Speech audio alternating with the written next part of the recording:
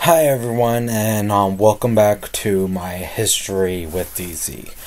Let's dig into Watchmen. Yes, actually Watchmen this time. I'm breaking everything apart because Watchmen will take one whole video to explain my love for Watchmen, my love for Alan Moore. Because of Alan Moore, he has changed my taste in writing style for comics and even books, even legit novels. He's really changed a lot for me. Watchmen has very good stories, very strong story. If you guys seen the movie, the movie has nothing on the graphic novel. The graphic novel blows the movie out of the water easily, and that's pretty good symbolism, especially with another comic book story that's going within the comic book story. Dream within a dream.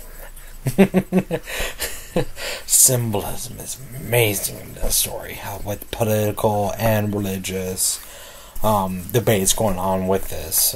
That's because what Alan Moore came from, Britain, England, or whatever you want to call it, from the East. Coming over here, he sees how the governments are, and he sees how the religions are and everything, and he kind of likes to do a lot of symbolism with his characters and the story. He doesn't bash on anyone. If he does bash on anyone, he bashes on everyone completely. He has no particular bias, or a little bias. If you read it, you could tell where he's going and some biases, some controversies that he does not like him personally, but especially Viva Vendetta. If you ever read that, watch the movie. If you watch the movie, I actually quite enjoy the movie, but I never read the graphic novel, so if I ever read the graphic novel, I'll know where a lot of you are coming from when you guys go, "Oh, Viva Vendetta." But you guys know where I'm going from when I go, "Oh, Watchmen, why?" Actually, I quite enjoy some of the music in Watchmen. It really does build the atmosphere of the chaos that goes in Watchmen. Watchmen is very chaotic in its stories and characters. Of course, what came out of this was Rorschach as everyone's favorite character. So they during the Dark Ages, they try and make every single character like Rorschach. Make them dark, make them gritty, make them talk in monologue boxes.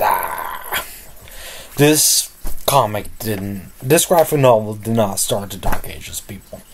No, the corporate started the Dark Ages. They tried to take the money from what Watchmen did and from what Frank Miller did with Batman, The Dark Knight Returns. That's actually, I hear a pretty good Elseworld story. The Dark Knight Returns. It's very appraised, and I never read it. I might read it. I've never been a big Frank Miller fan, even though I do love the movies. 300 and Sin City I absolutely loved, but his comics, I try to flip through them. His art just grades on my eyes. I have a particular art style that I like,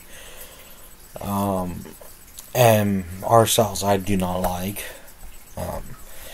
and his artwork just rubs me the wrong way. There's nothing against, if you are a Frank Miller fan, I have personally nothing against him as an artist. It's just not for me. It is. You go, well, you love Watchmen art. Well, the Watchmen art was a product of its time.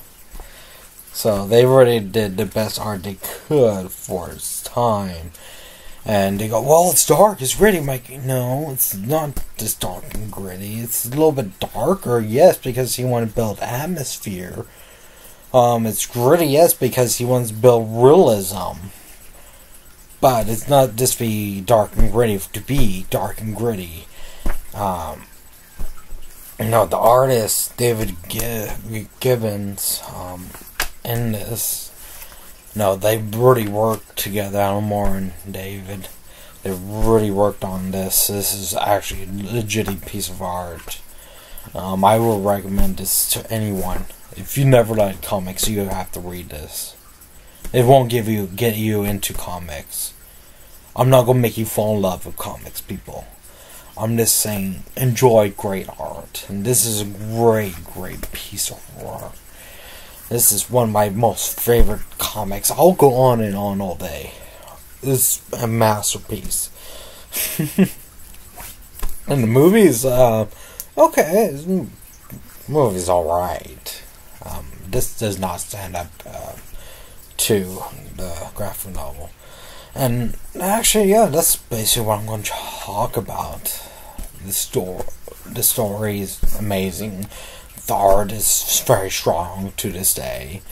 The characters are rememberable.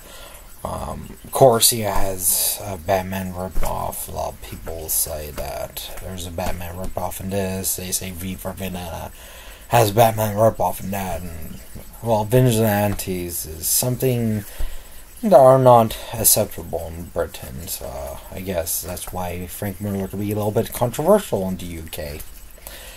But for here, it's every day for us. So we really are used to it. So when we read it and go, well, this is Batman ripoff. No. This is different because he wanted to show this to his people, and it's sad that they cannot read his work because most of his work is banned from the UK. Watchmen, V for Vendetta, banned from the UK. They can't read this. But it's an amazing piece of work. I don't know if the ban has been lifted, so you could correct me. Go, oh, the ban has been lifted. They could read it now. I'm like, well, then great. Then they can enjoy it as much as we can, as much as I can. What else is there to say? You have to read this book, people. You have to read this. You have to go out and buy this. Stop this video and buy this now. Until next time, I'm Cop Brown. You have a great day.